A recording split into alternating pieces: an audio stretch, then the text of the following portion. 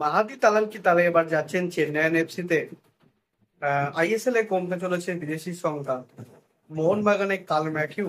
তো hello guys, welcome to channel ball MFC বাবু চৌধুরী। তো তারপরে সবাই কালার স্বাগত। আজকে আমি নিয়ে সিনিয়র পুরো আপডেটস আরো একটি পর্ব। তো চলুন একদম দেরি না করে আজকে ভিডিওটা শুরু করা যায়। তো বন্ধুরা, সবার প্রথমেই কিন্তু কথা বলবো আমাদের আইএসএল নিয়ে। তো আইএসএল এ কিন্তু এআইএফএফ তারা কিন্তু এফএসডিএল এর কাছে কিন্তু দুটো প্রস্তাব রেখেছে। মানে যাতে আইএসএল একটু রদবদল হয়। দেখে নিয়ে কি সেই দুটো প্রস্তাব। সবার প্রথম যে প্রস্তাবটা রয়েছে সেটা হলো আইএসএল এ আমরা যেখানে প্লেইং লাইন আপে আমরা চারজন বিদেশি দেখতে পাই, সেখানে কিন্তু চারজনের বদলে কিন্তু তিন বিদেশি করার প্রস্তাব দেওয়া হয়েছে। আর এবং এর ফলে এএফসি যে টুর্নামেন্ট হবে সেখানে কিন্তু কোনো রকম মানে চেঞ্জেস কিন্তু থাকবে না। সেখানে কিন্তু মানে যত খুশি বিদেশি যেমন খেলানো যায় সেরকম কিন্তু খেলানো যাবে। সেখানে কিন্তু কোনো চেঞ্জেস নেই। জাস্ট আইএসএল এ কিন্তু মানে প্লেইং লাইন আপে চার বিদেশির বদলে তিন বিদেশি করার প্রস্তাব দেওয়া হয়েছে। আর সেকেন্ড যে প্রস্তাবটা দেওয়া হয়েছে মানে এএফ এর পক্ষ থেকে, সেটা একটু ইন্টারেস্টিং। সেটা হলো আমাদের যে সমস্ত সাফ কান্ট্রি গুলো আছে, অর্থাৎ সাফের অন্তর্ভুক্ত যে দেশগুলি আছে, যেমন বাংলাদেশ, নেপাল, ভুটান, তারপর হচ্ছে মালদ্বীপ, শ্রীলঙ্কা, এদের মানে যারা প্লেয়ার রয়েছে, এতদিন ধরে যদি কোনো আইএসএল এ ধরুন কোনো ভুটান বা বাংলাদেশের প্লেয়ার খেলতো, তাহলে সেক্ষেত্রে কিন্তু তারা কিন্তু বিদেশি বলে গণ্য হতো। বাট এরপর থেকে অর্থাৎ মানে এআইএফএফ যেটা প্রস্তাব দিয়েছে সেটা যদি বাস্তবায়িত হয়, তাহলে এই ধরনের অর্থাৎ বাংলাদেশি বা নেপাল যারা সাফ অন্তর্ভুক্ত দেশ, সেই দেশের প্লেয়াররা কিন্তু ইন্ডিয়ান প্লেয়ার হিসেবে গণ্য হবে, অর্থাৎ তারা কিন্তু আইএসএল এ খেলতে পারবে। বাট ভাইস ভার্সাটা কিন্তু সেরকম কোনো রকম আমরা ইঙ্গিত পাইনি। যে ইন্ডিয়ান প্লেয়াররাও যখন বাইরে খেলবে, অর্থাৎ মানে নেপাল, ভুটান বা বাংলাদেশে, তো সেক্ষেত্রে তারা সেখানকার মানে যেটা ডোমেস্টিক প্লেয়ার সেই হিসাবে গণ্য হবে। তো সেইটা কিন্তু কোনো রকম আমরা আপডেট পাইনি। শুধুমাত্র কিন্তু আইএসএল যে প্রযোজ্য হবে সেরকমই কিন্তু তারা বলেছে এএফএফ এফএসডিএল এর কাছে। এবার পুরোটাই কিন্তু এফএসডিএল এর কোর্টে বল। তো তারা যদি চায় তাহলে এই দুটো কিন্তু নতুন নিয়ম কিন্তু এই সিজন থেকে কিন্তু ইমপ্লিমেন্ট করতে পারে।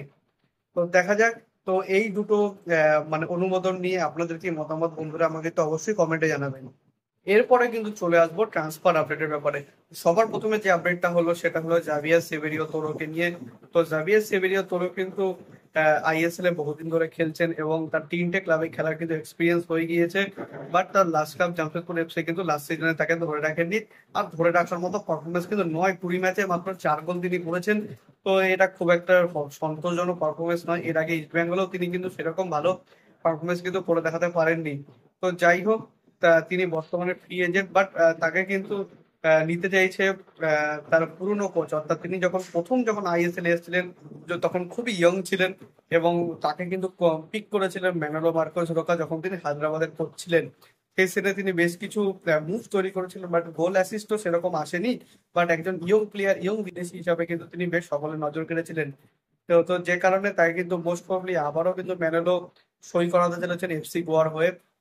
বাট এফসি গোয়া কিন্তু আমরা FC Goa, Mumbai city FC, Mohun Bagan, তা এরা কিন্তু খুব মানে হাই ফাই মানের কিন্তু বিদেশি কিন্তু প্রতিবারই সই করে। সেখানে মানে জাভিয়ার সেভেরিওর মতো একজন মানে খুব একটা মিডিওকার প্লেয়ার সই করলো, সেটা কিন্তু দেখে একটু খানিকটা আমি অবাকই হলাম। তো যাই হোক, এবার কিন্তু চলে আসবো নেক্সট আপডেট। তো নেক্সট আপডেট আমাদের কাছে বেরিয়ে আসছে, সেটা হলো ইস্ট বেঙ্গলের মানে বর্তমানে প্রাক্তনই বলা চলে আর কি, মাদি তালালকে নিয়ে। তো মাদি তালালকে ইস্ট বেঙ্গল ম্যানেজমেন্ট বলে দিয়েছে প্র্যাকটিসে না আসতে, অর্থাৎ অস্কার ব্রুনো তাই কিন্তু দলে ইনক্লুড করতে চাইছেন না। সে কারণে কিন্তু গতকাল একটা কিন্তু ইনস্টাগ্রামে তার পোস্ট আসে, সেখানে দেখা যায় তিনি কিন্তু প্র্যাকটিস করছেন চেন্নাইয়ান এফসির জার্সি গায়ে। এবার আমরা সকলে জানি চেন্নাইয়ান এফসি কিন্তু কর্নর শিল্ডকে গুড বাই জানিয়ে দিয়েছে, মিউচুয়ালি পার্টেড ওয়েস দে। তো সুতরাং তার জায়গায় কি তাহলে এবার আমরা মাদি তালালকে চেন্নাইয়ান এফসির জার্সি গায়ে দেখতে পারবো? সেটা কিন্তু একটা সম্ভাবনা থেকে যাচ্ছে গতকালের এই ইনস্টাগ্রাম পোস্টটা দেখে। আর সবশেষে যেটা আপডেট সেটা হলো কার্ল ম্যাথিউকে নিয়ে। আইএসএল এর বহু মানে অনেক পুরনো একজন বিদেশি, সেই 2019 সিজন থেকে কিন্তু তিনি খেলে আসছেন। প্রথমে এটিকে, তারপর এটিকে মোহনবাগান, এরপর এফসি গোয়া, এইভাবে তিনি কিন্তু খেলে আসছেন। তো যাই হোক, লাস্ট সিজনে তিনি এফসি গোয়ার হয়ে খেলেছিলেন, বাট এফসি গোয়া কিন্তু তার সাথে কিন্তু আর কন্ট্রাক্ট রিনিউ করেনি, যার ফলে তিনি কিন্তু বর্তমানে ফ্রি এজেন্ট হয়ে গিয়েছেন। এইবার প্রশ্ন হলো, বাংলার আমাদের দুটো ক্লাব ইস্ট বেঙ্গল এবং মোহনবাগান, তারা কিন্তু মানে এনকোয়ারি চালিয়েছে যাতে মানে তার এজেন্টের সাথে যাতে তারা মোস্ট প্রবাবলি হয়তো পিক করতে পারে।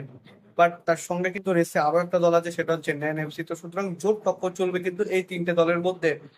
মোহনবাগান কিন্তু একজন মানে একজন বিদেশি সিডিএম কিন্তু খুঁজছে বহুদিন ধরেই, এবং সেটা যদি একজন পুরনো সৈনিক হয় তাহলে কিন্তু তাদের তাদের জন্য কিন্তু বেশ ভালোই হবে।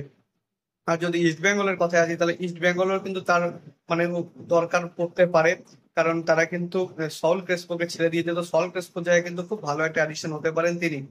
আর যদি চেন্নাইন এফসি বলি, তো চেন্নাইন এফসি তো অলরেডি তারা প্রত্যেক অনেক মিডফিল্ডারকেই ছেড়ে দিয়েছে। তো সুতরাং তার জায়গায় কিন্তু ডেফিনেটলি কার্ল ম্যাকোর মতো একটা ভালো মানে সিডিএম যিনি কিন্তু আসতে পারেন।